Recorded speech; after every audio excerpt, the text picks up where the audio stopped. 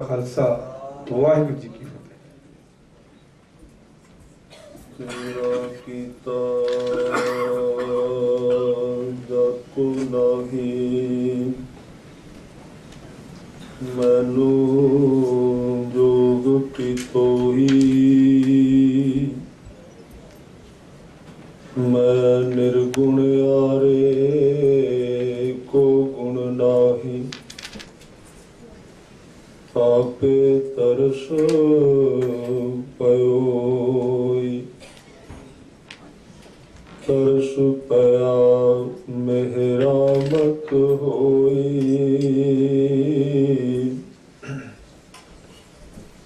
ਸਤਿਗੁਰ ਸੱਜਣ ਮਿਲਿਆ,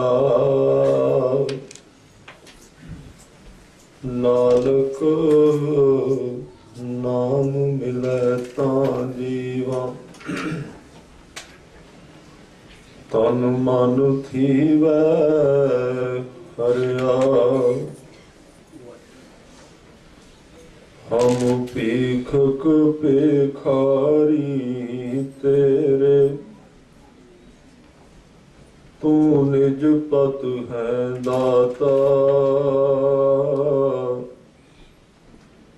ਓ ਦਇਆਲ ਨਾਮ ਦੇਹੁ ਮੰਗਤ ਜਨ ਕੋ।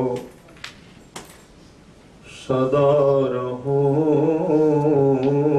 ਰੰਗ ਰਾਤਾ, ਹੋ ਬਲਿਹਾਰੇ ਜਾਓ। ਸਾਚੇ ਤੇਰੇ ਨਾਮ ਵਿਟ ਹੋ, ਕਰਨ ਕਾਰਨ ਸਭਨਾ ਕਾਇ ਕੋ। ਅਵਰ ਨਾ ਦੂਜਾ ਕੋਈ, ਬਹੁਤੇ ਫੇਰ ਭਏ ਕਿਰਪਨ ਕੋ। ਅਬ ਕਿਛ ਕਿਰਪਾ ਕੀਜੈ, ਓ ਦਇਆਲ ਦਰਸ਼ਨ ਦੇਹੁ ਆਪਣਾ। ਐਸੀ ਬਖਸ਼ ਕਰੀਜੈ, ਭਗਤ ਨਾਨਕ ਭਰਮ ਪਟ ਕੂਲੇ। ਗੁਰ ਪ੍ਰਸਾਦੀ ਜਾਣਿਆ,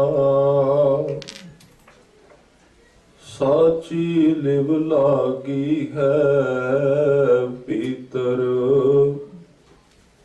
ਸਤਿਗੁਰ ਸਿਉ ਮਨ ਮਾਨਿਆ, ਸੁਕਹੁ ਟਲ ਗੁਰ ਸੇਵੀਐ। ਐਨਿਸ ਸਹਿਜ ਸੁਭਾ, ਦਰਸ਼ਨ ਪਰਸੈ ਗੁਰੂ ਕੈ। ਜਨਮ ਮਰਨ ਦੁਖ ਜਾ, ਹੋਵੈ ਸਿਫਤ ਖਸਮ ਦੀ। ਨੂਰ ਅਰਸੋਂ ਕੁਰਸੋਂ ਚੱਟੀਐ, ਤੁਧ ਡਿਠੇ ਸਚੇ। ਮਰ ਜਨਮ ਜਨਮ ਦੀ, ਸੱਜਣ ਸੱਚਾ ਪਾਤਸ਼ਾਹ। ਸਿਰ ਸ਼ਾਹਾਂ ਦੇ ਜਿਸ ਪਾਸ ਬੈਠਿਆ, ਸੋਹੀਐ ਸਭਨਾ ਦਾ। ਸੱਜਣ ਸੱਚਾ ਪਾਤਸ਼ਾਹ, ਸਿਰ ਸ਼ਾਹਾਂ ਦੇ ਜਿਸ ਪਾਸ ਬੈਠਿਆ, ਸੋਹੀਐ ਸਭਨਾ ਦਾ। ਸਤਨਾਮ ਵਾਹਿਗੁਰੂ ਸਾਹਿਬ ਜੀਓ। ਸ਼ਲੋਕ ਮਹੱਲਾ ਪਹਿਲਾ। ਪੜ੍ਹ ਪੜ੍ਹ ਗੱਡੀ ਲੱਦੀ ਹੈ, ਪੜ੍ਹ ਪੜ੍ਹ ਭਰੀਐ ਸਾਥ। ਪੜ੍ਹ ਪੜ੍ਹ ਬੇੜੀ ਪਾਈਐ, ਪੜ੍ਹ ਪੜ੍ਹ ਗੱਡੀਐ ਖਾਤ। ਪੜ੍ਹ ਪੜ੍ਹ ਗੱਡੀ ਲੱਦੀ ਹੈ, ਪੜ ਪੜ ਭਰੀਐ ਸਾਥ, ਪੜ ਪੜ ਬੇੜੀ ਪਾਈਐ, ਪੜ ਪੜ ਗੱਡੀਐ ਖਾਤ, ਪੜੀਐ ਹੈ ਜੇਤੇ ਬਰਸ ਬਰਸ, ਪੜੀਐ ਹੈ ਜੇਤੇ ਮਾਸ, ਪੜੀਐ ਜੇਤੀ ਆਰਜਾ, ਪੜੀਐ ਹੈ ਜੇਤੇ ਸਾਸ, ਨਾਨਕ ਲੇਖੈ ਇੱਕ ਗੱਲ, ਹੋਰ ਹਉਮੈ ਚਖਣਾ ਚਾਖ, ਪੜੀਐ ਜੇਤੀ ਆਰਜਾ, ਪੜੀਐ ਜੇਤੇ ਸਾਸ, ਨਾਨਕ ਲੇਖੈ ਇੱਕ ਗੱਲ, ਹੋਰ ਹਉਮੈ ਚਖਣਾ ਚਾਖ। ਵਾਹਿਗੁਰੂ ਜੀ ਕਾ ਖਾਲਸਾ, ਵਾਹਿਗੁਰੂ ਜੀ ਕੀ ਫਤਿਹ। ਪਰਮ ਸਨਮਾਨਯੋਗ ਸਤਿਗੁਰੂ ਸੱਚੇ ਪਾਤਸ਼ਾਹ ਸ਼੍ਰੀ ਗੁਰੂ ਗ੍ਰੰਥ ਸਾਹਿਬ ਜੀ ਦੇ ਪਾਵਨ ਪਵਿੱਤਰ ਚਰਨਾਂ ਅੰਦਰ ਜੁੜ ਬੈਠੇ ਗੁਰੂ ਸਵਾਰੇ ਸਤ ਸੰਗੀ ਜਨੋ, ਆਪ ਜੀ ਨੇ ਸਤਿਗੁਰਾਂ ਦੇ ਚਰਨਾਂ ਵਿੱਚ ਨਮਸਕਾਰ ਕਰਕੇ ਆਪਣੇ ਜੀਵਨ ਨੂੰ ਭਾਗਸ਼ਾਲੀ ਬਣਾਇਆ ਹੈ और नाल गुरु का लड़ीवार उपदेश आसा जी की वार विचों गुरु नानक साहब जी दे बचन सरवण कीते गए हैं।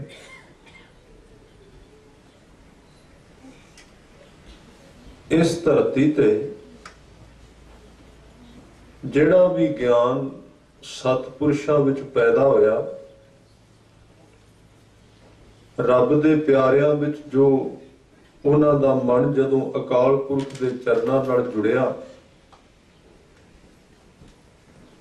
ਤੇ ਉਸ ਵਕਤ ਉਹਨਾਂ ਕੋਲ ਕੋਈ ਅੱਖਰ ਨਹੀਂ ਸੀ, ਕੋਈ ਭਾਸ਼ਾ ਨਹੀਂ ਸੀ, ਕਿਉਂਕਿ ਉਹ ਜਿਹੜਾ ਮਿਲਾਪ ਹੈ ਉਹ ਮਨ ਤੋਂ ਪਾਰ ਸੀ ਤੇ ਅੱਖਰ ਅਤੇ ਵਿਦਿਆ ਮਨ ਦੇ ਦਾਇਰੇ ਵਿੱਚ ਆਉਂਦੇ ਨੇ। ਜਦੋਂ ਮਨੁੱਖ ਦੀ ਸੁਰਤ ਮਨ ਤੋਂ ਪਾਰਲੇ ਦੇਸ਼ ਯਾਨੀ ਕਿ ਪ੍ਰੇਮ ਦੇ ਦੇਸ਼ ਵਿੱਚ ਪ੍ਰਵੇਸ਼ ਕਰਦੀ ਹੈ, ਉਸ ਥਾਂ ਤੇ ਅੱਖਰ ਨਹੀਂ ਬਚਦੇ। ਜੇ ਉੱਥੇ ਕੋਈ ਅੱਖਰ ਹੁੰਦੇ ਵੀ ਨੇ ਤੇ ਉਹ ਅੱਖਰ ਬੋਲਣ ਤੋਂ ਬਿਨਾ ਕੇਵਲ ਭਾਵ ਦੇ ਵਿੱਚ ਰਹਿੰਦੇ ਨੇ।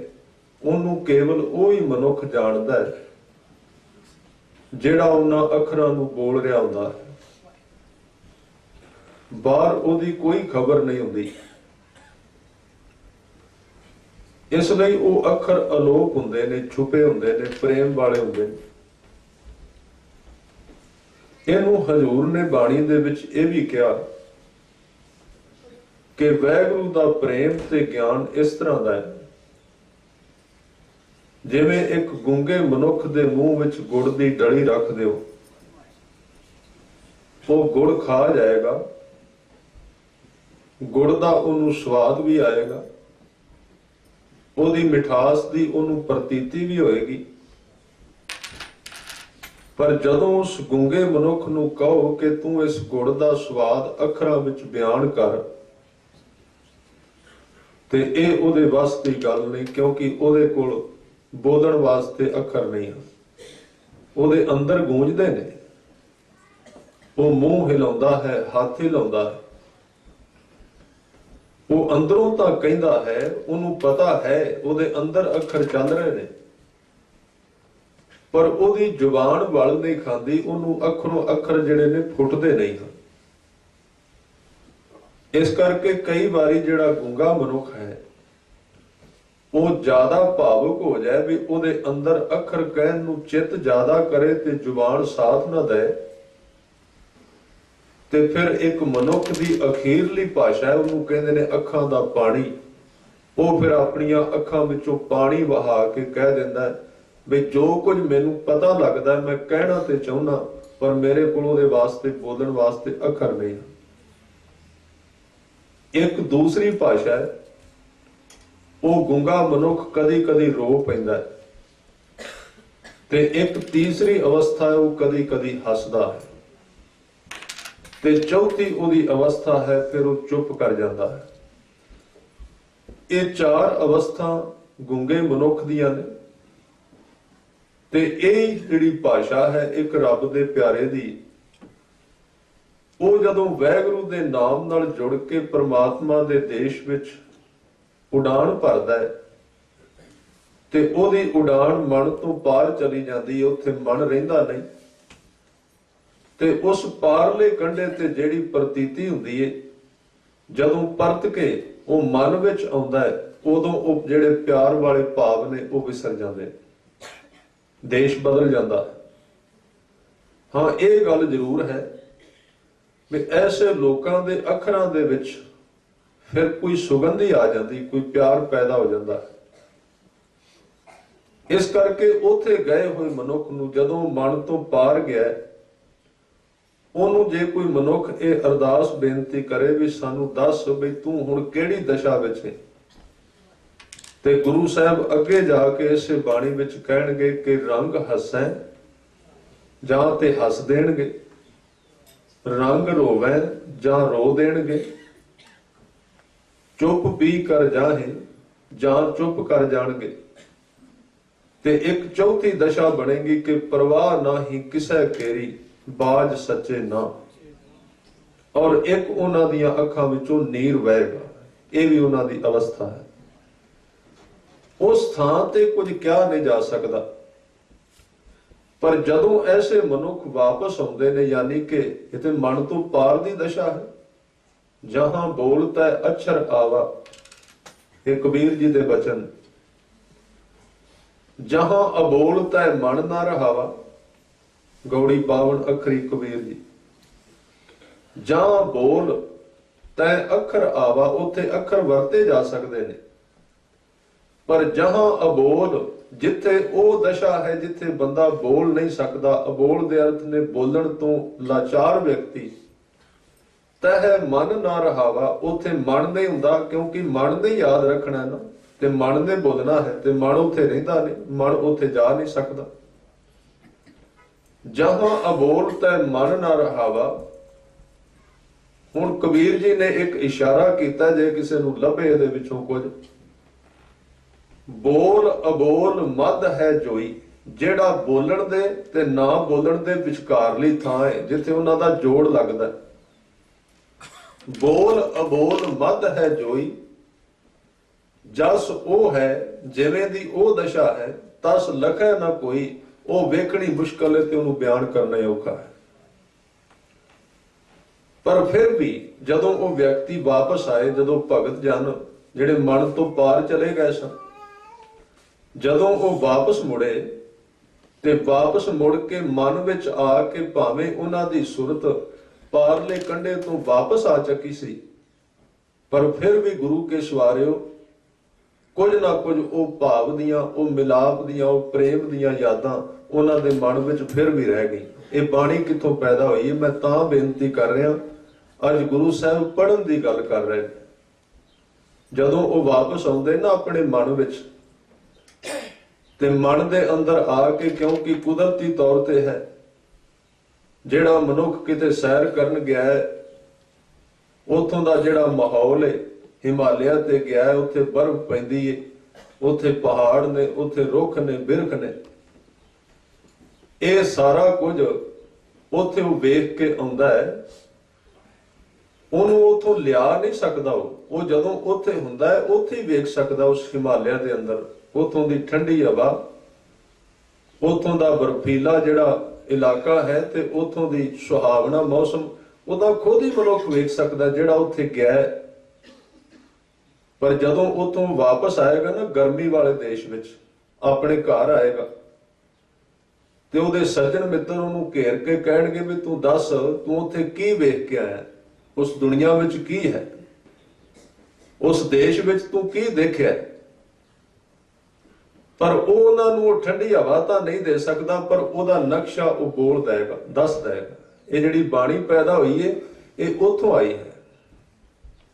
ਇਹ ਬਾਣੀ ਜਿਹੜੇ ਅੱਖਰ ਧਰਮ ਸ਼ਾਸਤਰਾਂ ਦੇ ਵਿੱਚ ਜਾਂ ਵੇਦਾਂ ਵਿੱਚ ਜਾਂ ਕਿਤੇ ਵੀ ਲਿਖੇ ਗਏ ਨੇ, ਬਾਣੀ ਕਿੱਥੋਂ ਪੈਦਾ ਹੋਈ? ਇਹ ਬਾਣੀ ਉਸ ਥਾਂ ਤੋਂ ਆਈ ਹੈ ਕਿ ਜਿਹੜੇ ਭਗਤ ਜਨ ਨਿਰੰਕਾਰ ਦੇ ਦੇਸ਼ ਵਿੱਚ ਲੀਨ ਹੋ ਗਏ, ਚਲੇ ਗਏ, ਡੁੱਬੀ ਮਾਰ ਗਏ ਤੇ ਅਜੇ ਸਰੀਰ ਧਾਰੀ ਸਨ, ਕਿਉਂਕਿ ਸਰੀਰ ਵਿੱਚ ਰਹਿੰਦੇ ਸਨ। ਇਸ ਕਰਕੇ ਉਹ ਵਾਪਸ ਸਰੀਰ ਵਿੱਚ ਮੁੜੇ, ਮਨ ਵਿੱਚ ਆਏ ਤੇ ਵਿਆਖਿਆ ਤਾਂ ਮਨ ਨਹੀਂ ਕਰਨੀ ਸੀ ਨਾ ਅੱਖਰਾਂ ਦੀ, ਗਿਆਨ ਤਾਂ ਮਨ ਨਹੀਂ ਕਹਿਣਾ ਸੀ। ਇਸ ਲਈ ਜਦੋਂ ਵਾਪਸ ਮਨ ਵਿੱਚ ਆਏ, ਸਰੀਰ ਵਿੱਚ ਆਏ ਤੇ ਉਹਨਾਂ ਨੇ ਫਿਰ ਗਿਆਨ ਬੋਲਿਆ। ਉਹਨੂੰ ਹੀ ਕਿਹਾ ਗੁਰੂ ਸਾਹਿਬ ਨੇ ਕਿ ਜੈਸੀ ਮੈਂ ਆਵੈ ਖਸਮ ਕੀ ਬਾਣੀ, ਤੈਸੜਾ ਕਰੀ ਗਿਆਨ ਵੇ ਲਾਲੋ।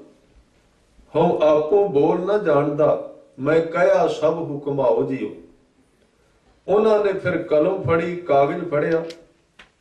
ਵੈਸੇ ਤਾਂ ਨਾਮ ਹੀ ਲਿਖਦੇ। ਕਈ ਵਾਰੀ ਮਨ ਸੋਚਦਾ ਹੈ ਕਿ ਜਿਹੜੇ ਭਗਤ ਹੋਏ ਨੇ, ਜਿਨ੍ਹਾਂ ਨੇ ਇੰਨੀ ਬਾਣੀ ਕਲਮ ਲੈ ਕੇ ਲਿਖੀ, ਗੁਰੂ ਸਾਹਿਬ ਨੇ ਆਪ ਕਿੰਨਾ ਉਪਰਾਲਾ ਕੀਤਾ ਕਿ ਗੁਰੂ ਗ੍ਰੰਥ ਸਾਹਿਬ ਜੀ ਦੇ ਸੰਪਾਦਨ ਦੇ ਉੱਤੇ 2 ਸਾਲ ਲੱਗ ਗਏ ਉਹਨਾਂ ਨੂੰ। 2 ਸਾਲ ਉਹਨਾਂ ਨੂੰ ਲੱਗੇ ਲਿਖਣ ਤੇ, ਕੇਵਲ ਭਾਈ ਗੁਰਦਾਸ ਜੀ ਤੋਂ। ਤੇ ਪਿੱਛੇ ਕਦੀ ਝਾਤੀ ਮਾਰ ਕੇ ਵੇਖੋ, ਸਨ 1604 ਵਿੱਚ ਗੁਰੂ ਗ੍ਰੰਥ ਸਾਹਿਬ ਜੀ ਪਹਿਲੇ ਪ੍ਰਕਾਸ਼ ਦੀ ਸੰਪੂਰਨਤਾ ਹੋਈ ਸੀ ਤੇ 1170 ਵਿੱਚ ਬਾਬਾ ਫਰੀਦ ਤੇ ਭਗਤ ਜੈਦੇਵ ਜੀ ਦਾ ਜਨਮ ਹੋਇਆ। ਇਹਦਾ ਮਤਲਬ 400 ਸਾਲ ਤੱਕ ਭਗਤ ਲਿਖਦੇ ਰਹੇ ਗੁਰੂ ਗ੍ਰੰਥ ਸਾਹਿਬ ਜੀ ਬਾਰੇ। ਜਿਹੜੀ ਬਾਣੀ ਸਾਡੇ ਸਾਹਮਣੇ ਸਾਡੇ ਫਾਇਦੇ ਵਾਸਤੇ ਸਾਡੇ ਕੋਲ ਆ ਗਈ, ਗੁਰੂ ਰੱਬ ਨੇ ਕਿਰਪਾ ਕੀਤੀ। ਤੇ ਕਈ ਵਾਰੀ ਇਸ ਬਾਣੀ ਨੂੰ ਪੜ੍ਹ ਕੇ ਸੋਚੀਦਾ ਹੈ ਬਈ ਉਹਨਾਂ ਲੋਕਾਂ ਨੂੰ ਕੀ ਲੋੜ ਪਈ ਜਿਹੜੇ ਨੇ ਰਸ ਵਿੱਚ ਲੀਨ ਸਨ, ਨਾਮ ਹੀ ਲਿਖਦੇ, ਆਨੰਦ ਵਿੱਚ ਪੈ ਰਹਿੰਦੇ। ਉਹਨਾਂ ਦਾ ਇਹਦੇ ਵਿੱਚ ਕੋਈ ਲੈਣ ਦੇਣ ਨਹੀਂ ਸੀ, ਨਾ ਉਹ ਆਪਣੀ ਪੂਜਾ ਕਰਾਉਣੀ ਚਾਹੁੰਦੇ, ਕਿਸੇ ਥਾਂ ਤੇ ਵੀ ਨਹੀਂ। ਕਦੀ ਵੇਖਣਾ ਬਾਣੀ ਪੜ੍ਹ ਕੇ ਕਿ ਗੁਰੂ ਨਾਨਕ ਸਾਹਿਬ ਬਾਣੀ ਉਚਾਰ ਰਹੇ ਨੇ ਤੇ ਉਹਨਾਂ ਤੋਂ ਬਾਅਦ ਪਿਛਲੇ 5 ਗੁਰੂਆਂ ਨੇ ਹੋਰ ਬਾਣੀ ਉਚਾਰੀ, 9ਵੇਂ ਪਾਤਸ਼ਾਹ ਤੱਕ, ਗੁਰੂ ਤੇਗ ਬਹਾਦਰ ਸਾਹਿਬ ਤੱਕ। ਪਰ ਉਹ ਜਦੋਂ ਬਾਣੀ ਉਚਾਰ ਕੇ ਤੇ ਪਿੱਛੇ ਨਾਮ ਦੀ ਗੱਲ ਆਉਂਦੀ, ਅੱਜ ਇੱਕ ਬੰਦਾ ਮੇਰੇ ਖਿਆਲ ਦੇ ਵਿੱਚ ਛੋਟਾ ਜਿਹਾ ਕੰਮ ਕਰੇ ਨਾ, ਛੋਟੇ ਤੋਂ ਛੋਟਾ, ਤੇ ਉਹ ਆਪਣਾ ਪਹਿਲਾਂ ਕਹੇਗਾ ਮੇਰਾ ਨਾਮ ਉੱਤੇ ਆਉਣਾ ਚਾਹੀਦਾ। ਬਾਣੀ ਕਿਸੇ ਦੀ ਹੈ, ਜਿਹੜਾ ਉਹਨੂੰ ਬੋਲਦਾ ਉਹ ਕਹਿੰਦਾ ਮੇਰਾ ਨਾਮ ਉੱਤੇ ਆਉਣਾ ਚਾਹੀਦਾ। ਜਿਹੜੀ ਕੰਪਨੀ ਕਸ਼ਟ ਕਰਦੀ ਉਹ ਕਹਿੰਦੇ ਮੈਂ ਤੇਰਾ ਨਾਮ ਨਹੀਂ, ਮੈਂ ਆਪਣਾ ਨਾਮ ਅੱਗੇ ਲਿਆਉਣਾ। ਤੀਸਰਾ ਦੁਕਾਨ ਵਾਲਾ ਹੁੰਦਾ, ਉੱਤੇ ਆਪਣੀ ਚੇਪੀ ਲਾ ਦਿੰਦਾ। ਇਹ ਕਿੰਨੇ ਰਲ ਗਏ ਵਿੱਚ। ਪਰ ਜਦੋਂ ਧੰਨ ਗੁਰੂ ਗ੍ਰੰਥ ਸਾਹਿਬ ਜੀ ਦੇ ਸਰੂਪ ਨੂੰ ਦਰਸ਼ਨ ਕਰੀਏ ਨਾ ਆਪਾਂ, ਕਈ ਵਾਰੀ ਆਪਾਂ ਕਈ ਗੁਟਕਾ ਸਾਹਿਬ ਵੇਖਦੇ ਆ ਤੇ ਕਿਤੇ ਕਿਤੇ ਇਹ ਵੀ ਹੋਇਆ ਕਿ ਗੁਰੂ ਗ੍ਰੰਥ ਸਾਹਿਬ ਜੀ ਦੇ ਸਰੂਪ ਦੇ ਵਿੱਚ ਵੀ ਕਿਸੇ ਨੇ ਗਲਤੀ ਕੀਤੀ, ਭਾਵੇਂ ਬਾਣੀ ਦੇ ਵਿੱਚ ਨਹੀਂ, ਪਰ ਉਹਨਾਂ ਪੰਨਿਆਂ ਦੇ ਥੱਲੜੇ ਪਾਸੇ ਇੱਕ ਮੋਹਰ ਲੱਗੀ ਹੋਈ ਸੀ ਜਿਹਦੇ ਉੱਤੇ ਕਮੇਟੀ ਦਾ ਨਾਮ ਲਿਖਿਆ ਹੋਇਆ। ਕਮੇਟੀ ਦੀ ਮੋਹਰ ਲਾਈ ਵੀ ਕਿੰਨੇ ਛਾਪਿਆ, ਜਿਹੜੀ ਬੜੀ ਵੱਡੀ ਗਲਤੀ ਹੈ। ਉੱਥੇ ਸਵਾਲ ਪੈਦਾ ਹੁੰਦਾ ਵੀ ਭਾਈ ਗੁਰਦਾਸ ਜੀ 2 ਸਾਲ ਚੌਂਕੜਾ ਮਾਰ ਕੇ ਦਿਨ ਰਾਤ ਗੁਰੂ ਗ੍ਰੰਥ ਸਾਹਿਬ ਲਿਖਦੇ ਰਹੇ, ਤੇ ਜਿਸ ਵਕਤ ਉਹ ਲਿਖਦੇ ਰਹੇ ਤੇ ਮਨ ਵਿੱਚ ਖਿਆਲ ਨਾ ਆਇਆ ਹੋਏਗਾ ਮੈਂ ਇੰਨੀ ਮਿਹਨਤ ਕੀਤੀ ਤੇ ਇੱਕ ਸਾਈਡ ਤੇ ਮੇਰਾ ਵੀ ਨਾਮ ਪਾ ਦਿਓ ਵੀ ਭਾਈ ਗੁਰਦਾਸ ਜੀ ਨੇ ਸੇਵਾ ਕੀਤੀ, ਪਰ ਕਿਤੇ ਆਉਂਦਾ ਹੀ ਨਹੀਂ ਹੈ। ਕਿਤੇ ਨਾਮ ਨਹੀਂ ਆਉਂਦਾ ਭਾਈ ਸਾਹਿਬ ਭਾਈ ਗੁਰਦਾਸ ਜੀ ਦਾ, ਗੁਰੂ ਗ੍ਰੰਥ ਸਾਹਿਬ ਦੇ ਵਿੱਚ ਹੈ ਹੀ ਨਹੀਂ ਹੈ। ਇਸ ਲਈ ਉਹ ਕਿੰਨੇ ਤਿਆਗੀ ਲੋਕ ਸਨ, ਕਿੰਨੇ ਹਉਮੈ ਤੋਂ ਪਾਰ ਹੋ ਗਏ ਸਨ। ਇਹ 2 ਜਿਹੜੇ ਥੰਮ ਨੇ ਸਿੱਖੀ ਦੇ, ਭਾਈ ਸਾਹਿਬ ਭਾਈ ਗੁਰਦਾਸ ਤੇ ਬਾਬਾ ਬੁੱਢਾ ਜੀ ਜਿਨ੍ਹਾਂ ਨੇ 5 ਗੁਰੂਆਂ ਨੂੰ ਗੁਰਤਾ ਗੱਦੀ ਤੇ ਬਿਠਾਉਣ ਦੀ ਜਿਹੜੀ ਰਸਮ ਅਦਾ ਕੀਤੀ, ਇੰਨਾ ਸਮਾਂ ਲੰਘਦਿਆਂ ਇਹਨਾਂ ਦੇ ਮਨ ਵਿੱਚ ਇੱਕ ਖਿਆਲ ਤੱਕ ਨਹੀਂ ਆਇਆ ਕਿ ਕਦੀ ਅਸੀਂ ਇਸ ਗੱਦੀ ਤੇ ਬਹਿ ਜਾਈਏ। ਅੱਜ ਵੇਖੋ ਹਰ ਇੱਕ ਬੰਦਾ ਗੱਦੀਆਂ ਪਿੱਛੇ ਭਾਵੇਂ ਮਰਨਾ ਕਿਉਂ ਨਾ ਪਏ, ਹਰ ਇੱਕ ਮਨੁੱਖ ਤੁਰਿਆ ਇਸ ਰਾਹ ਦੇ ਉੱਤੇ। ਇਹ ਤੇ ਗੁਰੂ ਗੋਬਿੰਦ ਸਿੰਘ ਸੱਚੇ ਪਾਤਸ਼ਾਹ ਨੇ ਹਾਥੀ ਬੰਨ ਦਿੱਤੇ ਨੇ ਸਾਰਿਆਂ ਦੇ, ਵੀ ਕਰ ਕੁਝ ਨਹੀਂ ਸਕਦੇ ਹੁਣ। ਨਹੀਂ ਤੇ ਇਸ ਧਰਤੀ ਤੇ ਉਹਨੂੰ ਸਿੱਖ ਕੌਮ ਦੇ 5000 ਗੁਰੂ ਹੁੰਦੇ ਇੱਕ ਦੀ ਥਾਂ ਤੇ, ਉਹਨਾਂ ਨੇ ਰੋਕ ਤਾਂ ਹੀ ਲਾਈ।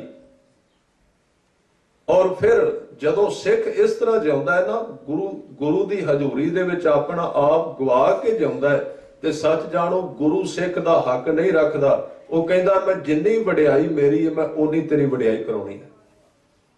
ਇਹ ਗੁਰੂ ਦੀ ਵਡਿਆਈ ਹੈ। ਔਰ ਗੁਰੂ ਸਾਹਿਬ ਨੇ ਅਧਿਕਾਰ ਵੀ ਦਿੱਤੇ ਨੇ, ਜਿਹਦੇ ਵਿੱਚ ਉਹ ਕਹਿੰਦੇ ਨੇ ਗੁਰੂ ਸਿੱਖ, ਸਿੱਖ ਗੁਰੂ ਹੈ, ਏਕੋ ਗੁਰੂ ਉਪਦੇਸ਼ ਚਲਾਏ।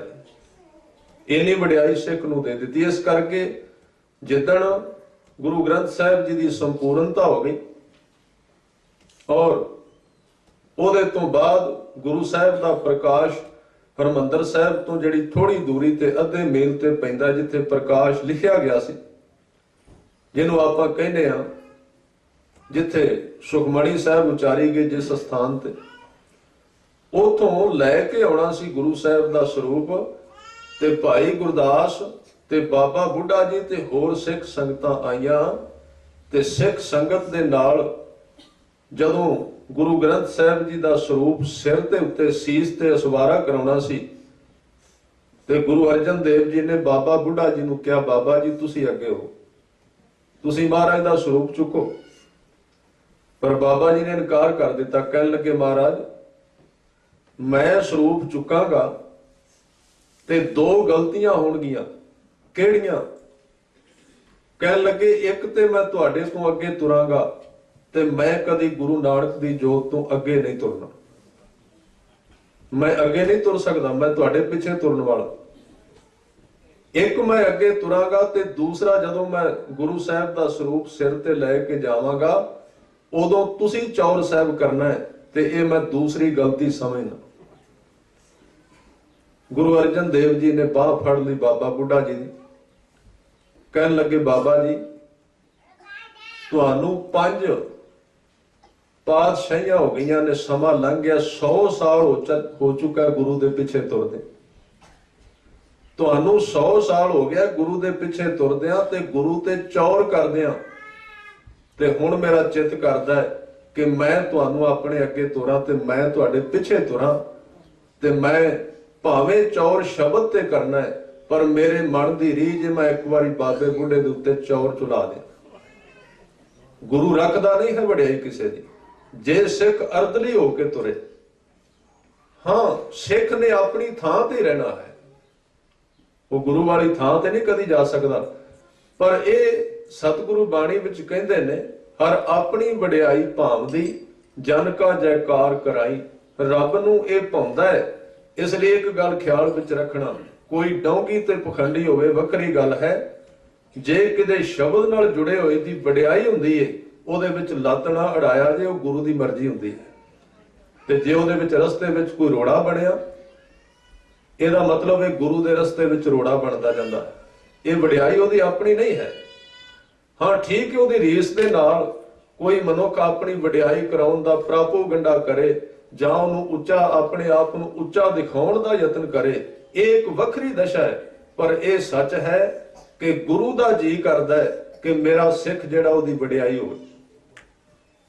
ਤੁਸੀਂ ਕਦੀ ਵੇਖਣਾ, ਕਿਉਂਕਿ ਬਾਣੀ ਵਿੱਚ ਵਾਰ-ਵਾਰ ਇਹ ਸੰਬੰਧ ਆਇਆ ਹੈ, ਗੁਰਬਾਣੀ ਵਿੱਚ ਵਾਰ-ਵਾਰ ਇਹ ਵਿਸ਼ਾ ਆਇਆ ਕਿ ਸਿੱਖ ਬੱਚਾ ਹੈ ਤੇ ਗੁਰੂ ਉਹਦੀ ਮਾਂ ਹੈ।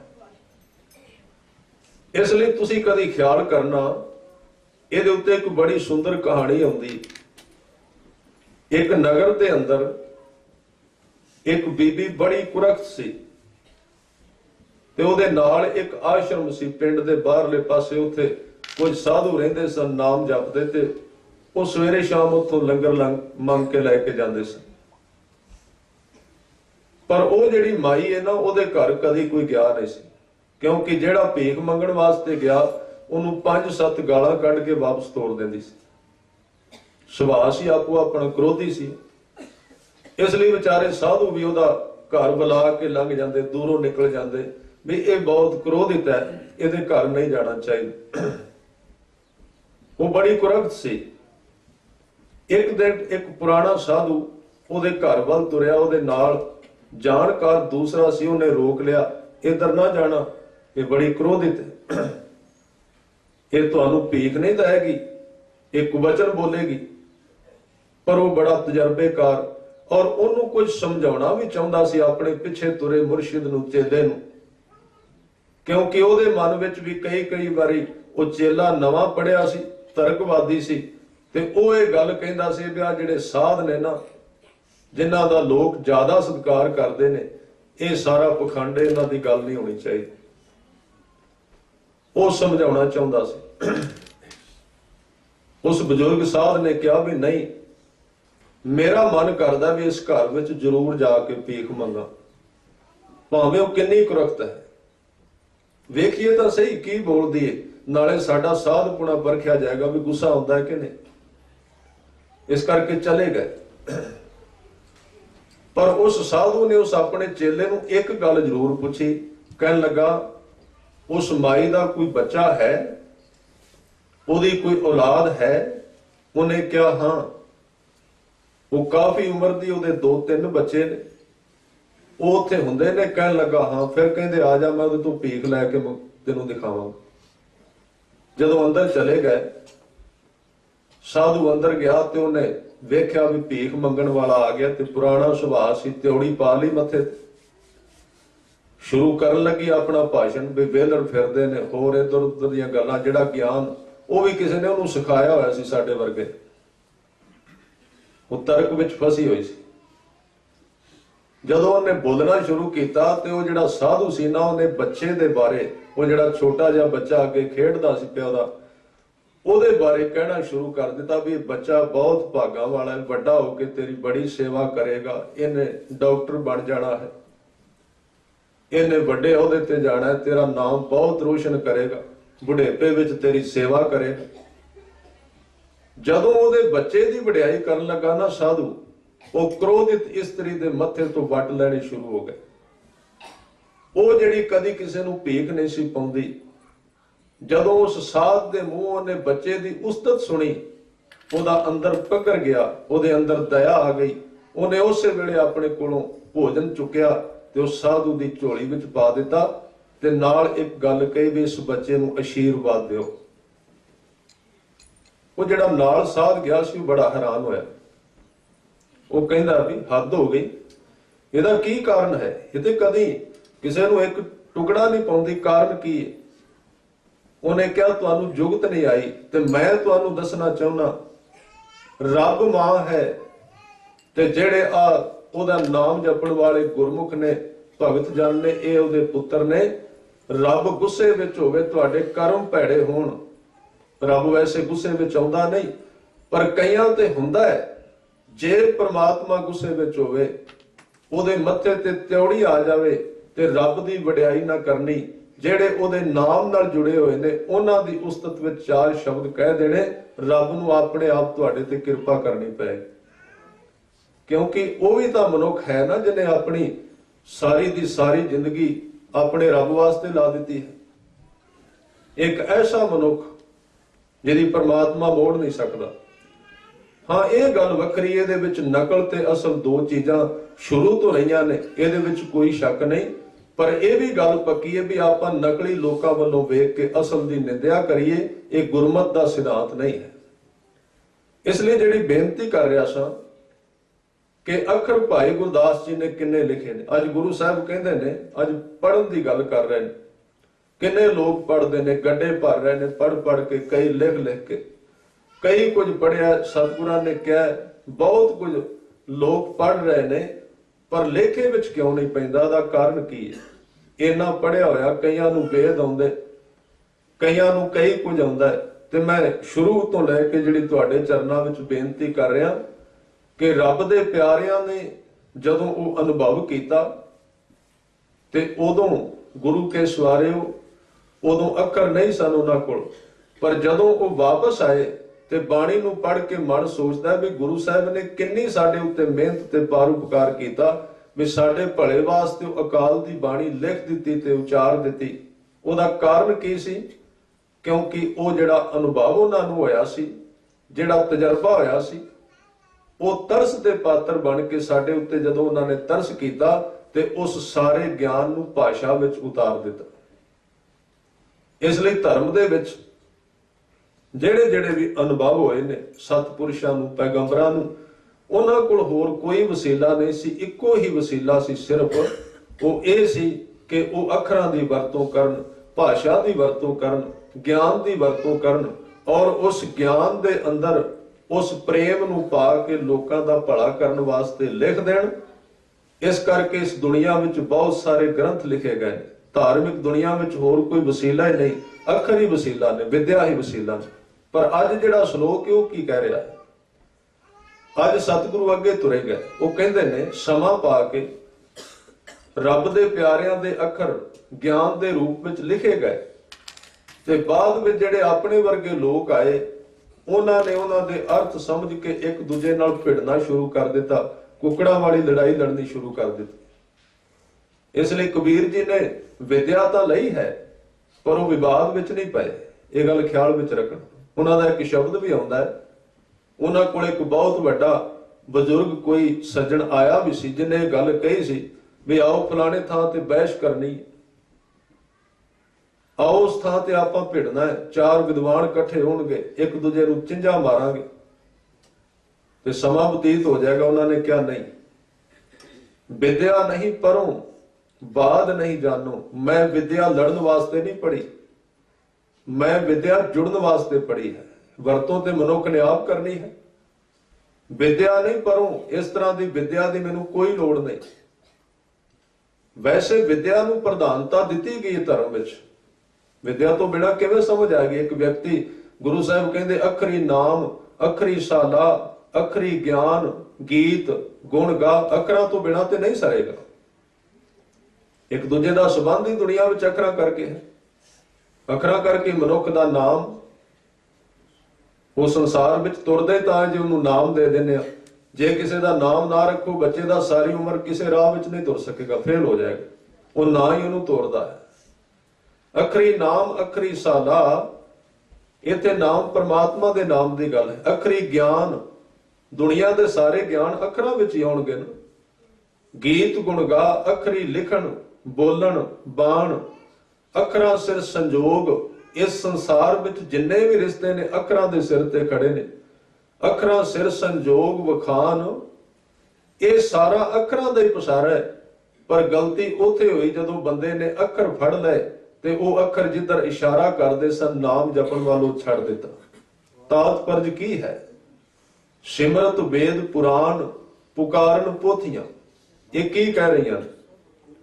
ਸਾਰੀਆਂ ਪੋਥੀਆਂ ਜੋ ਕੁਝ ਕਹਿ ਰਹੀਆਂ ਨੇ, ਸਿਮਰਤੀਆਂ ਵੇਦ, ਭਾਵੇਂ ਦੇ ਅਰਥ ਕਈ ਸੱਜਣਾ ਨੇ ਕੀਤੇ ਨੇ ਵੀ ਸਿਮਰਤ ਵੇਦ ਪੁਕਾਰ ਪੁਰਾਣ, ਪੁਕਾਰਨ ਪੋਥੀਆਂ। ਇਹਦਾ ਅਰਥ ਇਹ ਵੀ ਕੀਤਾ ਗਿਆ ਵੀ ਕਈ ਲੋਕ ਸਿਮਰਤੀਆਂ ਵੇਦ ਪੁਰਾਣ ਤੇ ਪੋਥੀਆਂ ਪੁਕਾਰ ਪੁਕਾਰ ਕੇ ਪੜ੍ਹਦੇ ਨੇ, ਪਰ ਨਾਮ ਬਿਨਾਂ ਸਭ ਕੂੜ, ਗਾਲੀ ਹੋਛੀਆਂ। ਪਰ ਨਹੀਂ, ਸਿਮਰਤੀਆਂ ਦੇ ਵਿੱਚ ਕਿਤੇ ਕਿਤੇ ਨਾਮ ਦੀ ਗੱਲ ਹੈ। ਠੀਕ ਹੈ, ਬਾਅਦ ਵਿੱਚ ਕਈ ਕੁਝ ਰਲਾਇਆ ਗਿਆ ਉਹਦੇ ਵਿੱਚ ਕਰਮ ਕਾਂਡ, ਪਰ ਉਹਦੇ ਵਿੱਚ ਕੁਝ ਤੱਤ ਹੈ। ਇਸ ਕਰਕੇ ਹਜ਼ੂਰ ਸੱਚੇ ਪਾਤਸ਼ਾਹ ਜੀ ਕਹਿੰਦੇ ਨੇ ਅੱਖਰਾਂ ਤੋਂ ਬਿਨਾਂ ਨਹੀਂ। ਪਰ ਬੰਦੇ ਨੇ ਕੀ ਕੀਤਾ? ਅੱਖਰ ਫੜ ਲਏ, ਹਿਸਾਬ ਕਿਤਾਬ ਲਾਉਣਾ ਸ਼ੁਰੂ ਕਰ ਦਿੱਤਾ ਤੇ ਉਹ ਭਾਸ਼ਾ, ਉਹ ਅੱਖਰ ਜਿੱਧਰ ਜਾਣ ਵਾਸਤੇ ਉਪਦੇਸ਼ ਦਿੰਦੇ ਸਨ, ਉਧਰ ਤੁਰਨ ਵਾਸਤੇ ਇੱਕ ਕਦਮ ਵੀ ਅੱਗੇ ਨਹੀਂ ਤੁਰਿਆ। ਇਸ ਕਰਕੇ ਰਾਹ ਵਿੱਚ ਹੀ ਅਟਕ ਗਿਆ, ਰਾਹ ਵਿੱਚ ਜੀਵਨ ਖਲੋ ਗਿਆ। ਇਸ ਲਈ ਇਹ ਗੱਲ ਖਿਆਲ ਵਿੱਚ ਰੱਖਣਾ, ਗੁਰੂ ਨਾਨਕ ਦੇ ਘਰ ਦਾ ਗਿਆਨ ਸਮਝ ਕੇ ਸਮਝ ਨੂੰ ਛੱਡ ਦੇਣ ਵਿੱਚ ਹੈ, ਸਮਝ ਕੇ ਪ੍ਰੇਮ ਕਰਨ ਦੇ ਵਿੱਚ ਹੈ। ਪ੍ਰੇਮ ਬਾਰੇ ਸਮਝ ਲੈਣਾ ਔਰ ਪ੍ਰੇਮ ਕਰਨਾ ਤੇ ਅੱਖਰਾਂ ਨੂੰ ਛੱਡ ਦੇਣਾ, ਨਹੀਂ ਤੇ ਬਹਿਸ਼ਵਾਦੀ ਦੁਨੀਆ ਸ਼ੁਰੂ ਹੋ ਜਾਏਗੀ। ਵਿਦਿਆ ਨਹੀਂ ਪੜ੍ਹੋ। ਕਬੀਰ ਜੀ ਕਹਿੰਦੇ ਮੈਂ ਇਸ ਤਰ੍ਹਾਂ ਦੀ ਵਿਦਿਆ ਨਹੀਂ ਪੜ੍ਹਦਾ। ਬਾਦ ਨਹੀਂ ਜਾਣੋ, ਮੈਂ ਵਿਵਾਦ ਕਰਨਾ ਨਹੀਂ ਜਾਣਦਾ। ਔਰ ਖਾਸ ਕਰ ਅੱਜ ਕੱਲ ਦੇ ਸਾਡੇ ਸੰਸਾਰ ਦੇ ਵਿੱਚ ਔਰ ਸਾਡੇ ਪੰਥ ਦੇ ਅੰਦਰ ਹੀ ਇਹ ਚੱਕਰ ਚੱਲਿਆ ਹੈ ਜਿਹੜੇ ਬੰਦੇ ਨੇ ਕਿਸੇ ਗ੍ਰੰਥ ਦਾ ਇੱਕ ਸਿਰਾ ਪੜ੍ਹਨਾ ਹੈ, ਸਿਰਫ 4 ਕੁ ਅੱਖਰ ਪੜ੍ਹਨਗੇ, ਅਗਲੇ ਕੋਲ ਪ੍ਰਿੰਟਰ ਘਰ ਲੱਗਾ ਹੋਇਆ ਹੈ ਕੰਪਿਊਟਰ ਦੇ ਵਿੱਚ, ਉਹਦੇ ਵਿੱਚੋਂ 2-4 ਪੰਕਤੀਆਂ ਇੱਧਰਲੀਆਂ ਉਧਰਲੀਆਂ ਇਹ ਜੀ ਗਲਤ ਲਿਖਿਆ ਹੋਇਆ, ਉਹ ਵਿੱਚੋਂ ਟੇਪ ਕਰਕੇ, ਹੋਰ ਕੋਈ ਕੰਮ ਨਹੀਂ ਸਾਨੂੰ। ਧਰਮ ਦੇ ਵਿੱਚ ਜਿਹੜੀਆਂ ਗਲਤ ਗੱਲਾਂ ਸਾਨੂੰ ਦਿਸੀਆਂ ਸੀ ਉਹ ਹੀ ਕਿਉਂ ਵੰਡੀਆਂ ਲੋਕਾਂ ਨੂੰ? ਹਜ਼ਾਰਾਂ ਦੀ ਗਿਣਤੀ ਵਿੱਚ ਪੇਪਰ ਬਣਵਾ ਕੇ ਵੰਡ ਦਿੱਤੇ ਬਈ ਇਹ ਚੀਜ਼ ਵੇਖੋ ਗਲਤ ਲਿਖੀ ਹੋਈ। ਕਿਤੇ ਗੁਰੂ ਮੱਤ ਦਿੰਦਾ ਵੀ ਇਹ ਲੱਖ ਕਾਪੀਆਂ, ਕਿਤੇ ਗੁਰੂ ਕੀ ਮੱਤ ਵਾਲੇ ਸ਼ਬਦ ਲਿਖ ਕੇ ਬੰਦਾ ਵੰਡ ਦਿੰਦਾ ਵੀ ਸਾਡਾ ਗੁਰੂ ਆਹ ਕਹਿ ਰਿਹਾ। ਇੰਨੀ ਮਿਹਨਤ ਉਧਰ ਹੋ ਜਾਂਦੀ ਤੇ ਕਈ ਲੋਕ ਗੁਰੂ ਨਾਲ ਜੁੜ ਜਾਂਦੇ, ਵਿਵਾਦ ਨਾ ਪੈਂਦੇ, ਰੌਲੇ ਨਾ ਪੈਂਦੇ, ਪੱਗਾਂ ਨਾ ਲੈਂਦੀਆਂ। ਪਰ ਅਸੀਂ ਇਸ ਰਾਹ ਤੇ ਤੁਰ ਪਏ। ਹੋਰ ਕਾਹਦੇ ਵਾਸਤੇ? ਉਹ ਕਿਸੇ ਨੇ ਕਿਹਾ ਸੀ, ਇੱਕ ਬੰਦਾ ਰੋ ਰਿਹਾ ਸੀ ਬਹਿ ਕੇ, ਉਹ ਕਹਿੰਦਾ ਵੀ ਇਹਨੇ ਲੋਕਾਂ ਦਾ ਨਾਮ ਚੱਲਦਾ ਪਿਆ ਸ਼ਹਿਰ ਵਿੱਚ ਤੇ ਮੈਨੂੰ ਸਾਰੀ ਉਮਰ ਹੋ ਗਈ ਚੰਗੇ ਕੰਮ ਕਰਦਿਆਂ ਨੂੰ, ਲੰਗਰ ਵੀ ਲਾਣਾ ਮਹੀਨੇ ਬਾਅਦ, ਗੁਰਦੁਆਰੇ ਦਾਨ ਵੀ ਕਰੀਦਾ ਹੈ, ਹੋਰ ਵੀ ਬੜੇ ਬੜੇ ਸਮਾਜ ਦੇ ਸੁਧਾਰ ਕਰਨੇ, ਪਰ ਮੈਂ ਹੰਭ ਗਿਆ, ਮੇਰਾ ਨਾਮ ਕੋਈ ਨਹੀਂ ਲੈਂਦਾ, ਮੇਰਾ ਨਾਮ ਕੋਈ ਨਹੀਂ ਲੈ ਰਿਹਾ ਸ਼ਹਿਰ ਵਿੱਚ। ਉਹ ਮਿੱਤਰ ਦੇ ਅੱਗੇ ਰੋ ਪਿਆ। ਇਹ ਮਨੁੱਖ ਦੀ ਰਾਸ ਹੈ ਨਾ, ਇੱਕ ਨਸ਼ਾ ਹੈ। ਰਸ ਕਸ ਆਪ ਸਲਾਹਣਾ, ਇਹ ਕਰਮ ਮੇਰੇ ਕਰਤਾਰ। ਉਹਨੇ ਕਿਹਾ ਵੀ ਇਹ ਤੇ ਕੋਈ ਵੱਡੀ ਗੱਲ ਹੀ ਕੋਈ ਨਹੀਂ, ਆ ਇੱਕ ਦਾ ਗਲੀਚ ਕੰਮ ਕਰਦੇ, ਭੈੜਾ ਕੰਮ ਕਰ, ਇੱਕ ਛੋਟਾ ਜਿਹਾ ਕਰਦੇ, ਕੱਲ ਨੂੰ ਤੇਰੀ ਫੋਟੋ ਪਹਿਲੇ ਪੇਜ ਤੇ, ਫਰੰਟ ਪੇਜ ਤੇ ਲੱਗੀ ਹੋਵੇਗੀ, ਆਪੇ ਸਾਰਿਆਂ ਦਾ ਨਾਂ ਤੇਰਾ ਚੱਲ ਜਾਏਗਾ ਵਿੱਚ। ਉਹ ਕਹਿੰਦਾ ਗੱਲ ਤਾਂ ਠੀਕ ਹੈ, ਕਰ ਲਿਆ। ਤੇ ਦੂਸਰੇ ਦਿਨ ਫੋਟੋਆਂ ਛਪ ਗਈਆਂ, ਸਾਰਾ ਮਹਿਕਮਾ, ਟੀਵੀ ਚੈਨਲ ਸਾਰੇ ਪਹੁੰਚ ਗਏ, ਖਬਰਾਂ ਆਉਣ ਲੱਗ ਪਈਆਂ। ਤੇ ਉਹ ਬਹਿ ਕੇ ਦੇਖ ਰਿਹਾ ਸੀ, ਕਹਿੰਦਾ ਵੀ ਇੰਨੇ ਸਾਲ ਚੰਗੇ ਕੰਮ ਕਰਦਿਆਂ ਨਾਂ ਨਹੀਂ ਆਇਆ, ਆ ਤੇ ਛੋਟਾ ਜਿਹਾ ਕੰਮ, ਮਸਲਾ ਨਾਂ ਲਿਆਉਣ ਦਾ ਸੀ, ਕੰਮ ਕਰਨ ਦਾ ਨਹੀਂ ਸੀ। ਇਸ ਲਈ ਕਈ ਵਾਰੀ ਸਾਡਾ ਇਹ ਮਸਲਾ ਹੁੰਦਾ ਵੀ ਹੁਣ ਸਾਡਾ ਨਾਂ ਮਰ ਚੱਲੇ ਆ, ਬੁੱਢੇ ਹੋ ਗਿਆ, ਕਰੀਏ ਕਿ ਹੁਣ ਨਾਂ ਤੇ ਆਉਂਦਾ ਨਹੀਂ ਪਿਆ। ਹੁਣ ਕੋਈ ਨਾ ਕੋਈ ਇਸ ਤਰ੍ਹਾਂ ਦਾ ਕੰਮ ਕਰੀਏ ਵੀ ਲੋਕ ਆਪੇ ਲੜਦੇ ਰਹਿਣਗੇ, ਬਾਅਦ ਵਿੱਚ ਆਪਣਾ ਨਾਮ ਆ ਗਿਆ। ਇਸ ਕਰਕੇ ਸਤਿਗੁਰੂ ਕਿਰਪਾ ਕਰਨ, ਉਹ ਕਹਿੰਦੇ ਨੇ ਵੀ ਤੂੰ ਜਿਹੜਾ ਉਸਾਰੂ ਰਵੱਈਆ ਨਾ ਧਰਮ ਬਾਰੇ, ਵੀ ਲੋਕ ਜਿਹਦੇ ਨਾਲ ਗੁਰੂ ਨਾਲ ਜੁੜਨ, ਟੁੱਟਣ ਨਾ, ਤੇ ਮਿਲ ਕੇ ਚੱਲ। ਸਾਰੀ ਦੁਨੀਆ ਕਦੀ ਇੱਕ ਬੰਦੇ ਦੀ ਮਤ ਨਾਲ ਨਹੀਂ ਚੱਲਦੀ, ਹਰ ਇੱਕ ਮਨੁੱਖ ਦੇ ਆਪਣੇ ਆਪਣੇ ਵਿਚਾਰ ਹੁੰਦੇ ਨੇ। ਸਿਧਾਂਤ ਇੱਕ ਹੋ ਸਕਦਾ, ਵਿਚਾਰ ਇੱਕ ਨਹੀਂ ਹੁੰਦੇ। ਸਿਧਾਂਤ ਦਾ ਅਰਥ ਹੈ ਧੰਨ ਗੁਰੂ ਗ੍ਰੰਥ ਸਾਹਿਬ ਜੀ ਦਾ ਸਿਧਾਂਤ, ਉਹ ਇੱਕੋ ਹੀ ਹੈ। ਉਹਦੇ ਨਾਲ ਵੱਖਰੇ ਵੱਖਰੇ ਢੰਗ ਨਾਲ ਚੱਲਿਆ ਜਾ ਸਕਦਾ, ਕਿਉਂਕਿ ਇਹ ਕੁਦਰਤੀ ਹੈ, ਨੇਚਰ ਦਾ ਸੁਭਾਅ ਹੈ। ਵੀ 1000 ਬੰਦਾ ਲੰਗਰ ਛਕ ਰਿਹਾ, ਉਹਨਾਂ ਦੇ ਛਕਣ ਦਾ ਲੰਗਰ ਇੱਕੋ ਹੀ ਆ ਰਿਹਾ ਹੈ, ਇੱਕੋ ਰਸੋਈ ਵਿੱਚੋਂ ਆ ਰਿਹਾ, ਪ੍ਰਸ਼ਾਦੇ ਇੱਕੋ ਜਿਹੇ ਨੇ, ਸਾਰਾ ਕੁਝ ਇੱਕੋ ਜਿਹਾ। ਪਰ ਜਦੋਂ ਉਹ ਛਕਣਗੇ ਨਾ, 1000 ਬੰਦਾ ਛਕੇਗਾ ਤੇ ਉਹਨਾਂ ਦੇ ਛਕਣ ਦਾ ਤਰੀਕਾ ਅਲੱਗਾ ਹੋ ਜਾਏਗਾ। ਕੋਈ ਚੀਜ਼ ਜ਼ਿਆਦਾ ਛਕੇਗਾ, ਕੋਈ ਕਿਹੜੀ ਚੀਜ਼ ਲਏਗਾ, ਕੋਈ ਵੱਖਰੇ ਢੰਗ ਦੇ ਨਾਲ, ਕੋਈ ਵਿੱਚੋਂ ਕੁਝ ਚੀਜ਼ਾਂ ਪਹਿਲਾਂ ਛਕੇਗਾ, ਕੁਝ ਬਾਅਦ ਵਿੱਚ ਛਕੇਗਾ। ਉਹ ਇਕੱਠੀਆਂ ਨਹੀਂ ਹੋ ਸਕਦੀਆਂ, ਸਾਡੀ ਮੂਰਖਤਾ ਹੈ। ਇਹ ਵਿਚਾਰਧਾਰਾ ਵੱਖਰੀ ਚੀਜ਼ ਹੈ, ਸਿਧਾਂਤ ਵੱਖਰਾ ਹੈ। ਭਾਵੇਂ ਕੋਈ ਕਿਹੜੇ ਵਿਚਾਰਾਂ ਨਾਲ ਤੁਰਦਾ ਹੈ, ਆਖਰ ਉਹਦਾ ਮਿਸ਼ਨ ਤਾਂ ਗੁਰੂ ਕੋਲ ਜਾਣਾ ਹੀ ਹੈ ਨਾ, ਰੱਬ ਦੇ ਨਾਲ ਜੁੜਨਾ ਹੈ। ਇਸ ਲਈ ਗੁਰੂ ਸਾਹਿਬ ਨੇ ਇਹ ਤਰੀਕਾ ਦੱਸਿਆ। ਉਹ ਕਹਿੰਦੇ ਨੇ ਵਿਦਿਆ ਨਹੀਂ ਪਰੋਂ, ਜੇ ਵਿਦਿਆ ਹੈ ਤੇ ਬਾਬਾ ਫਰੀਦ ਜੀ ਨੇ ਇੱਕ ਸ਼ਲੋਕ ਵੀ ਕਿਹਾ, ਉਹ ਕਹਿੰਦੇ ਨੇ ਫਰੀਦਾ ਜੇ ਤੂੰ ਅਕਲ ਲਤੀਫ, ਲਤੀਫ ਕਹਿੰਦੇ ਨੇ ਬਰੀਕ ਅਕਲ ਵਾਲਾ, ਜੇ ਰੱਬ ਨੇ ਤੇਰੇ ਤੇ ਰਹਿਮਤ ਕੀਤੀ ਹੈ ਤੇ ਤੇਰੀ ਅਕਲ ਬਰੀਕ ਕਰ ਦਿੱਤੀ, ਯਾਨੀ ਕਿ ਗਿਆਨ ਦਿੱਤਾ ਹੈ। ਜੇ ਤੂੰ ਅਕਲ ਲਤੀਫ, ਕਾਲੇ ਲਿਖ ਨਾ ਲੇਖ, ਤੇ ਤੂੰ ਆਪਣੀ ਕਲਮ ਦੇ ਨਾਲ ਲੇਖ ਕਾਲੇ ਨਾ ਲਿਖ। ਉਹ ਗੁਰੂ ਗੋਬਿੰਦ ਸਿੰਘ ਜੀ ਦਾ ਇੱਕ ਕਵੀ ਸੀ ਨਾ, ਧੰਨਾ ਸਿੰਘ, ਉਹਨੇ ਕਲਮ ਬਾਰੇ ਲਿਖਿਆ। ਉਹ ਕਵੀ ਸੀ, ਹਰ ਰੋਜ਼ ਲਿਖਦਾ ਸੀ। ਉਹ ਕਹਿੰਦਾ ਮੈਂ ਉਦੋਂ ਸ਼ਾਹੀ ਵਾਲੇ ਹੁੰਦੇ ਸਨ, ਹੁਣ ਤਾਂ ਪੈਨ ਆ ਗਏ, ਉਹ ਦਵਾਤ ਨਾਲ ਰੱਖਣੀ ਪੈਂਦੀ ਸੀ। ਉਹਨੇ ਜਦੋਂ ਕਲਮ ਲਿਖਣੀ ਕੱਢੀ ਨਾ, ਵਿੱਚ ਡਬੋ ਕੇ ਸ਼ਾਹੀ ਦੇ ਦਵਾਤ ਦੇ, ਤੇ ਇੱਕ ਕਵਿਤਾ ਉਹਦੇ ਸਾਹਮਣੇ ਆ ਗਈ। ਉਹ ਕਹਿੰਦਾ ਕਲਮ ਬੋਲ ਪਈ। ਉਹ ਕੀ ਕਹਿੰਦੀ? ਉਹ ਕਹਿੰਦੀ ਧੰਨਾ ਸਿੰਘ ਮੈਨੂੰ ਗੁਰੂ ਕੀ ਮੱਤ ਅਨੁਸਾਰ ਚਲਾਈ, ਫਿਰ ਤੇ ਮੈਂ ਕਰਾਂਗੀ ਕਾਗਜ਼ ਕਾਲਾ। ਮੈਨੂੰ ਗੁਰੂ ਕੀ ਮੱਤ ਅਨੁਸਾਰ ਚਲਾਈ, ਜੇ ਚਲਾਉਣ ਲੱਗਾ फिर ते मैं कागज ते काले अखर लिखांगी ते ये काले अखर लोकां दे मन चिट्टे कर देणगे। ते जे तू मेरी वरतों कर दित्ती ना गलत, एक गल याद रखी, मैं तेरा मुंह काला कर देना।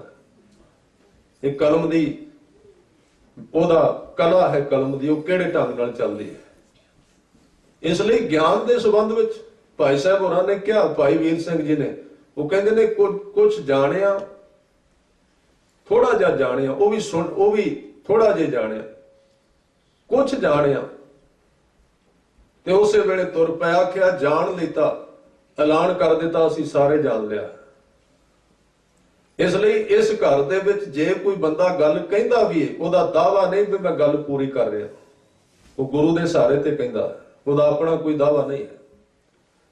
कुछ जानिया आख्या जान लिता, कुछ नाउ भी आप बना लिता, ध्यान उस दे विच ना रती रहा, आले भुल दे विच टिका दिता।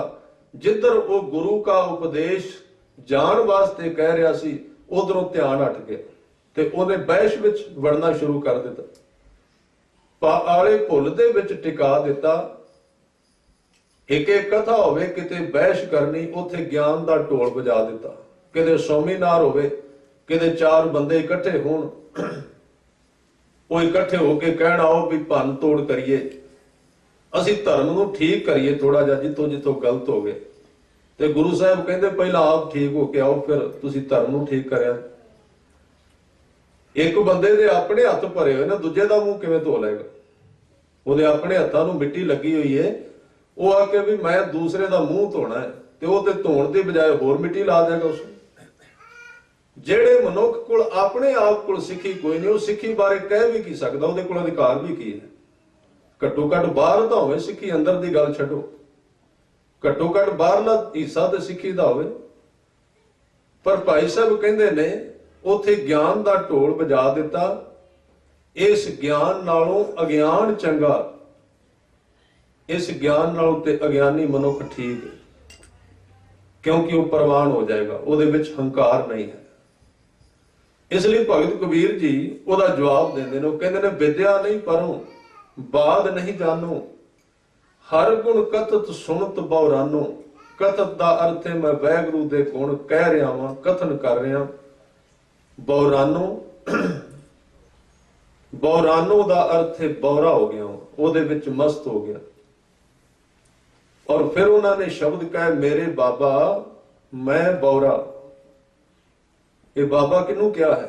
ਇਹ ਕੋਈ ਵਿਦਵਾਨ ਆਇਆ ਉਹਨਾਂ ਕੋਲ, ਕਿਉਂਕਿ ਗੁਰਬਾਣੀ ਦੇ ਕੁਝ ਸ਼ਬਦ ਇਤਿਹਾਸ ਕਹਿੰਦੇ ਨੇ, ਜੇ ਆਪਾਂ ਥੋੜਾ ਜਿਹਾ ਨੇੜੇ ਹੋ ਕੇ ਗਲਵਕੜੀ ਪਾਈਏ ਨਾ ਬਾਣੀ ਨੂੰ, ਉਹ ਕਹਿ ਰਹੇ ਨੇ ਮੇਰੇ ਬਾਬਾ ਰਹਾਉ ਦੀ ਤੋਕੇ। ਇਹਦਾ ਮਤਲਬ ਕੋਈ ਬਜ਼ੁਰਗ ਵਿਦਵਾਨ ਆਇਆ ਤੇ ਉਹਨੇ ਆ ਕੇ ਕਿਹਾ ਵੀ ਕਬੀਰ ਜਿਹੜੀ ਬਾਣੀ ਰਚਦਾ ਉਹਦੇ ਵਿੱਚ ਕਿਹੜੀ ਵਿਆਕਰਣ ਹੈ।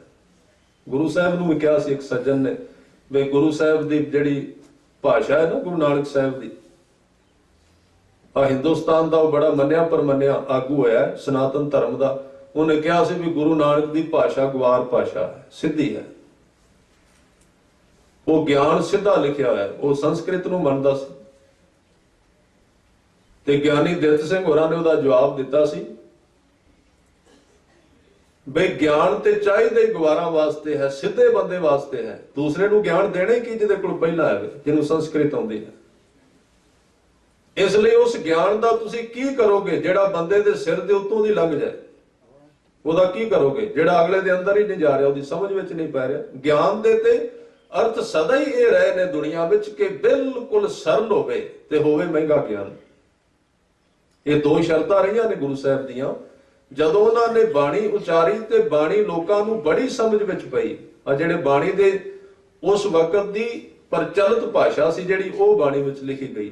ਹੁਣ ਅੱਜ ਹੋਰ ਭਾਸ਼ਾ ਬਦਲ ਗਈ, ਕਿਉਂਕਿ ਬੋਲੀ ਇੱਕ ਤਾਂ 60-70 ਕਿਲੋਮੀਟਰ ਤੋਂ ਬਾਅਦ ਬੋਲੀ ਬਦਲ ਜਾਂਦੀ ਹੈ ਤੇ 60-70 ਸਾਲਾਂ ਤੋਂ ਬਾਅਦ ਵੀ ਇਹਦੇ ਵਿੱਚ ਚੇਂਜ ਆ ਜਾਂਦਾ ਹੈ। ਇਸ ਲਈ ਜਿਹੜਾ ਧਰਮ ਸਮੇਂ ਅਨੁਸਾਰ ਆਪਣੀ ਵਿਆਖਿਆ ਨਹੀਂ ਕਰ ਸਕਿਆ, ਉਸ ਧਰਤੀ ਤੇ ਪਿੱਛੇ ਰਹਿ ਜਾਏਗਾ।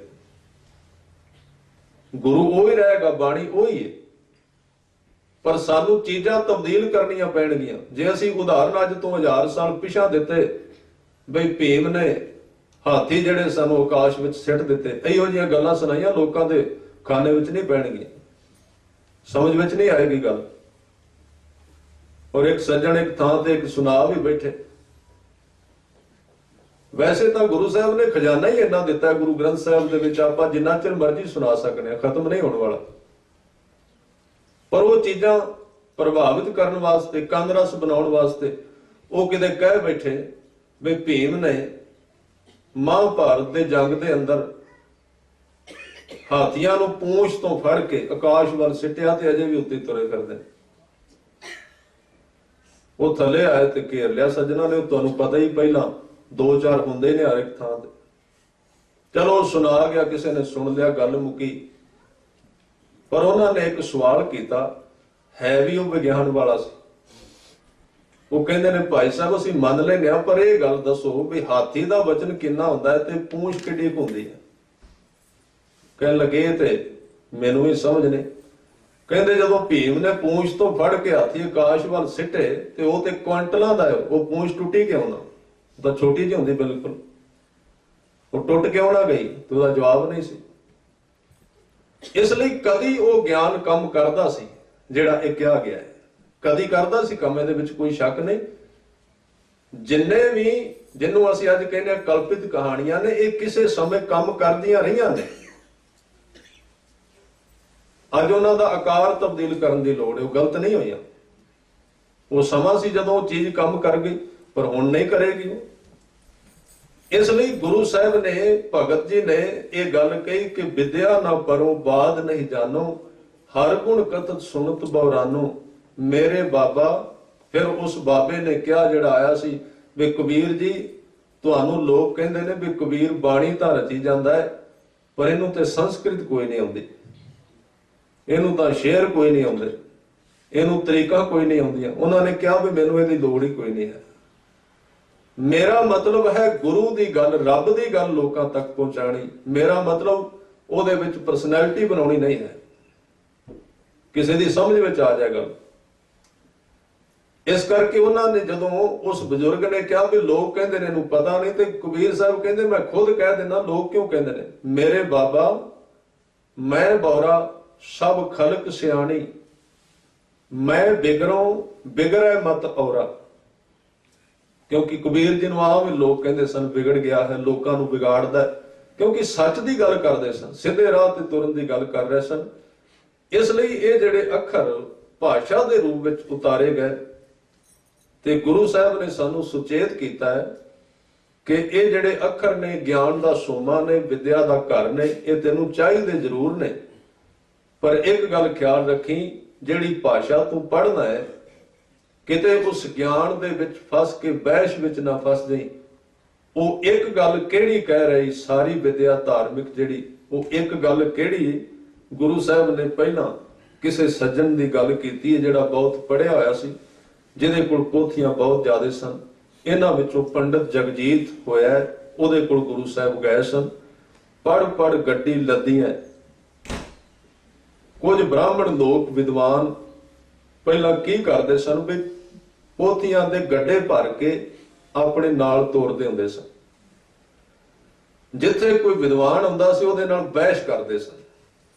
ਬਹਿਸ਼ ਕਰਨੀ, ਜਦੋਂ ਉਹਨੂੰ ਜਿੱਤ ਜਾਣਾ ਤੇ ਕੀ ਹੋਣਾ, ਉਹਨੂੰ ਕਹਿਣਾ ਵੀ ਤੂੰ ਆਪਣੇ ਕੱਪੜੇ ਲਾ ਦੇ ਤੇ ਆਪਣੀਆਂ ਪੋਥੀਆਂ ਲਾ ਕੇ ਸਾਨੂੰ ਦੇ ਦੇ। ਪੋਥੀਆਂ ਉਹਦੀਆਂ ਖੋਹ ਲੈਣੀਆਂ, ਇਹ ਨਿਯਮ ਹੁੰਦਾ ਸੀ। ਉਹਦੇ ਕੱਪੜੇ ਲਵਾ ਕੇ ਉਹਨੂੰ ਆਪਣੇ ਵਾਲੇ ਕੱਪੜੇ ਪਵਾ ਦੇਣੇ, ਚੇਲਾ ਬਣਾ ਲੈਣਾ। ਇਸ ਲਈ ਉਹ ਗੱਡੇ ਭਰ ਕੇ ਤੋਰਦੇ ਸੀ। ਇਸ ਲਈ ਗੁਰੂ ਸਾਹਿਬ, ਸਤਿਗੁਰੂ ਗੁਰੂ ਨਾਨਕ ਸਾਹਿਬ ਗਏ ਇੱਕ ਥਾਂ ਤੇ, ਉੱਥੇ 2-4 ਦਿਨ ਦੀਵਾਨ ਸਜਿਆ, ਸੰਗਤਾਂ ਆਈਆਂ, ਲੋਕ ਆਉਣ ਲੱਗ ਪਏ। ਸਤਿਗੁਰਾਂ ਨੇ ਕਥਾ ਵਿਚਾਰ ਕੀਤੀ, ਕਰਦੇ ਰਹੇ ਨੇ ਕਥਾ ਗੁਰੂ ਨਾਨਕ ਸਾਹਿਬ। ਭਾਈ ਮਰਦਾਨਾ ਜੀ ਕੀਰਤਨ ਕਰਿਆ ਕਰਦੇ ਸੀ। ਇਹ ਪੰਡਤ ਜਗਜੀਤ ਉੱਥੇ ਰਹਿੰਦਾ ਸੀ। ਇਹਨੂੰ ਕਿਸੇ ਕਿਹਾ ਵੀ ਕੋਈ ਸੰਤ ਆਏ ਨੇ ਤੇ ਉਹ ਲੋਕ ਬੜੇ ਉਹਨਾਂ ਨਾਲ ਪ੍ਰੇਮ ਕਰ ਰਹੇ ਨੇ। ਇਹਨੂੰ ਅੱਗ ਲੱਗ ਗਈ, ਕਿਉਂਕਿ ਅੰਦਰੋਂ ਸੁੱਕਾ ਸੀ, ਗਿਆਨ ਬਹੁਤ ਸੀ ਇਹਦੇ ਕੋਲ। ਇੱਕ ਦਿਨ ਸਜੇ ਹੋਏ ਦੀਵਾਨ ਵਿੱਚ ਆ ਗਿਆ। ਉਸ ਥਾਂ ਤੇ ਰੁੱਖ ਦੇ ਥੱਲੇ ਕੜਕ ਕੇ ਬੋਲਿਆ, ਆਪ ਕੌਣ ਹੋ, ਕਿੱਥੋਂ ਆਏ ਹੋ, ਮੇਰੇ ਨਾਲ ਬਹਿਸ਼ ਕਰੋ। ਬਹਿਸ ਕਰਨ ਤੋਂ ਬਾਅਦ ਹੀ ਤੁਸੀਂ ਇੱਥੇ ਲੋਕਾਂ ਨਾਲ ਗੱਲ ਕਰ ਸਕਦੇ ਹੋ। ਸਾਡੇ ਦੇਸ਼ ਦਾ ਸੰਵਿਧਾਨ ਹੈ, ਉੱਥੇ ਇਤਿਹਾਸ ਨੇ ਇੱਕ ਸਾਖੀ ਕਹੀ ਹੈ ਕਿ ਉੱਥੇ ਇੱਕ ਕੁੱਤਾ ਮਰਿਆ ਪਿਆ ਸੀ, ਉਹਦੀਆਂ ਹੱਡੀਆਂ ਪਈਆਂ ਸਨ,